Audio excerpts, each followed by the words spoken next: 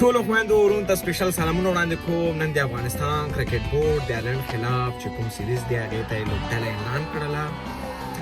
زه ستاسو ټولو نظرونه غواړم، خپل نظرونه راسره په کمنټس کې شیر کړئ. زما په خیال باندې لوبډله خو الحمدلله ښه لوبډله اعلان شوې، نه کمي ورکړي.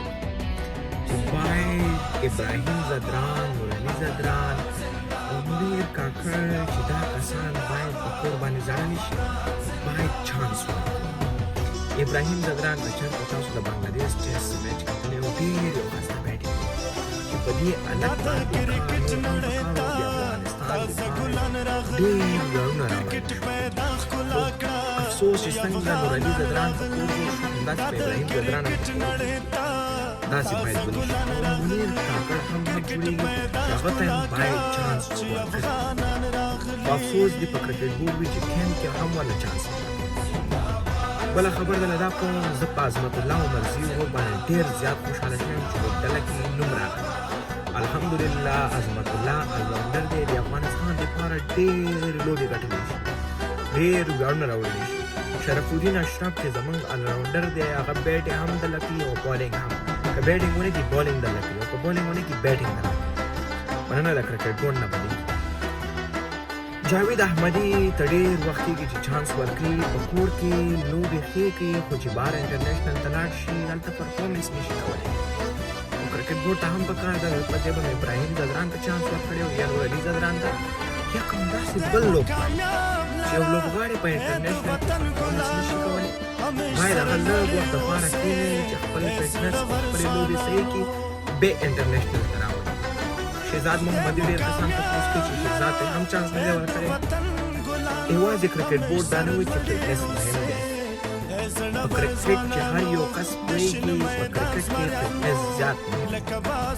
شهزاد ډېر وخت کېږي لوبې نه دي کړي، او که چېرته موږ او تاسو د شهزاد فټنس وګورو نو فټنس نه هغه بیخي صفر دی. زه ګورې اول مې هم درله ویلي شهزاد زما ملګری هم دی، په دې خبرو یې رانه نه خفه کېږي. شهزاد وروره نو که چېرته ته فټنس صحیح کړي نو اول باندې اندازه نه هم کوم، اندازه دې ملاتړ کوم. خو فټنس نه لږ کمزوري یا شته، فټنس صحیح. بعضې نور کسان هم دي چې په فټنس باندې کار کول پکار دي. په نوین الحق باندې هم زیات خوشحاله یم. نوین الحق د ټیسټ دپاره هم ښه دی، د اوډیای دپاره هم ښه دی، د ټي20 دپاره هم ښه دی.